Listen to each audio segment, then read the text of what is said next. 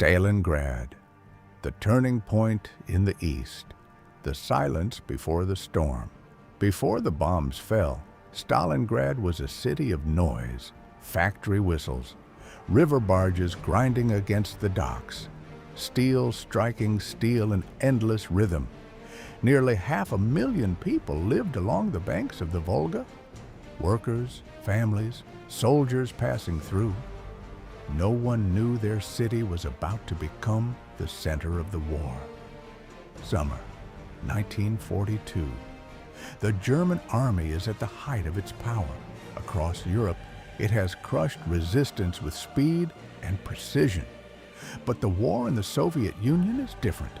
Vast distances, endless reserves, brutal winters. After failing to take Moscow, Germany turned south. Oil is the objective. Without it, the war cannot continue.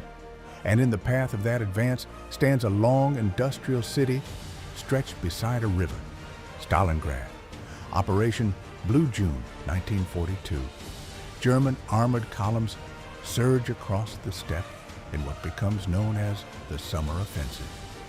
Dust clouds follow the tanks for miles.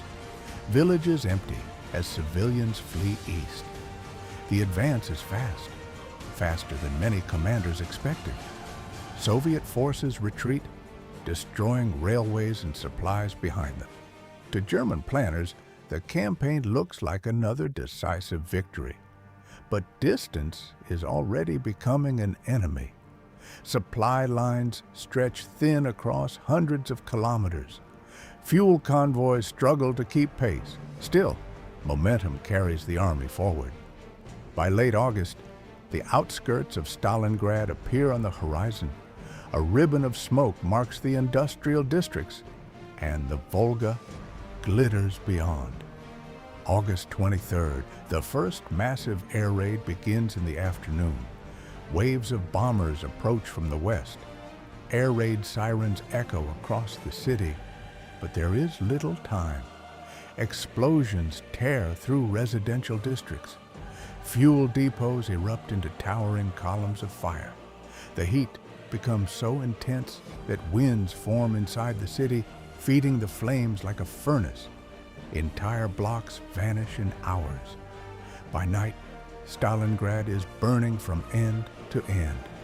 Tens of thousands are dead or trapped beneath rubble. The skyline is reduced to skeletal frames of buildings. German commanders believe the battle is already won. But the ruins create a new reality. The city is no longer a place to conquer quickly.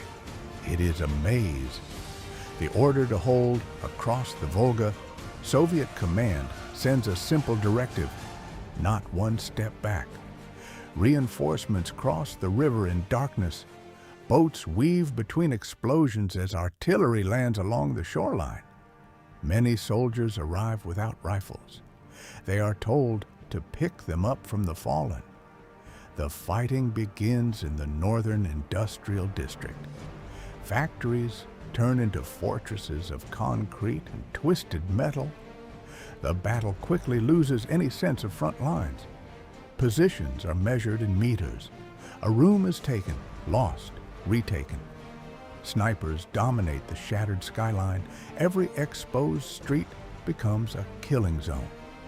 At times, opposing forces occupy different floors of the same building. Life inside the ruins. Autumn sets in. Food is scarce. Water must often be drawn from the river under fire. Civilians shelter in basements alongside soldiers. Children grow used to the sound of artillery as a constant background. The city smells of smoke, dust, and decay. At the tractor factory, assembly lines stop, but the machinery is used to repair tanks directly on the battlefield. Workers fight beside soldiers. Mechanics become infantry overnight. The struggle becomes one of endurance rather than maneuver. Each day the Germans push forward. Each night the Soviets reinforce their positions across the river. Neither side can break the other. The edge of victory. By October, German forces control most of the city, From high ground, they can see the Volga flowing behind the remaining Soviet positions. Victory appears close, but the cost is staggering. Entire battalions have been reduced to handfuls of men. Commanders report exhaustion spreading through the ranks. Urban combat consumes manpower at a terrifying rate.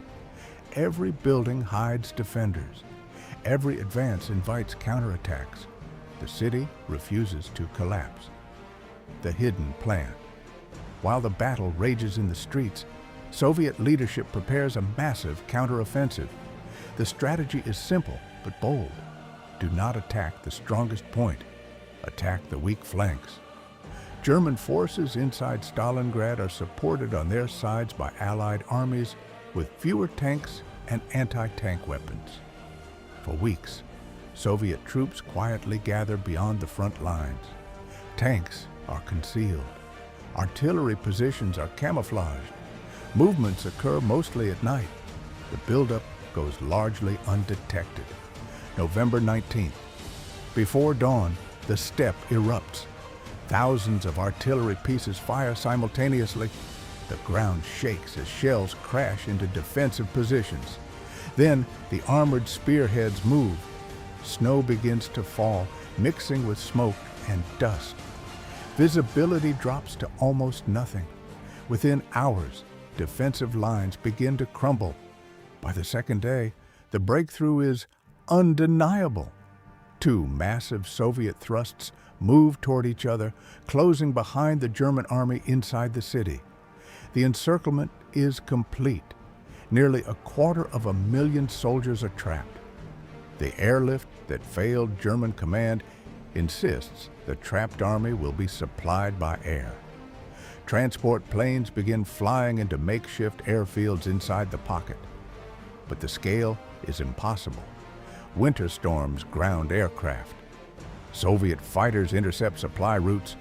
Airfields come under artillery fire. Supplies arrive in fractions of what is needed. Fuel shortages immobilize vehicles. Rations shrink daily. The cold becomes a relentless enemy. Metal freezes to bare skin. Weapons malfunction. Frostbite spreads through the ranks. Winter in the pocket December. Temperatures plunge far below zero. Shelter is scarce, often limited to shallow dugouts or ruined buildings. Wounded soldiers lie in unheated basements. Medical supplies are almost gone. Letters home become quieter, more resigned. The sense of isolation deepens. Attempts to break the encirclement from outside fail to reach the trapped army. The ring tightens. The final offensive, January 1943. Soviet forces launch a systematic assault to eliminate the pocket. Artillery barrages precede each advance, reducing strong points to rubble. German resistance continues, but coordination collapses. Units fight independently, often without communication. Hunger becomes as deadly as enemy fire. Positions fall one after another. The end of the 6th Army, late January. The remaining forces are split into smaller groups. Command posts move into basements and bunkers. There is no longer any realistic chance of relief. The last radio messages grow shorter. Then, silence. By early February, organized resistance ceases. The battle is over. Aftermath. The human cost is almost impossible to grasp. Hundreds of thousands are dead, wounded, or missing. The city is nearly unrecognizable, a landscape of ash and broken concrete. But the strategic impact is immediate. For the first time, a major German army has been destroyed. Across the Eastern Front, momentum shifts. From this moment on, German forces will be pushed steadily westward. The road to Berlin has begun. Why Stalingrad matters. Stalingrad was not decided by a single maneuver. It was decided by endurance, by the ability to continue fighting when logic suggested collapse.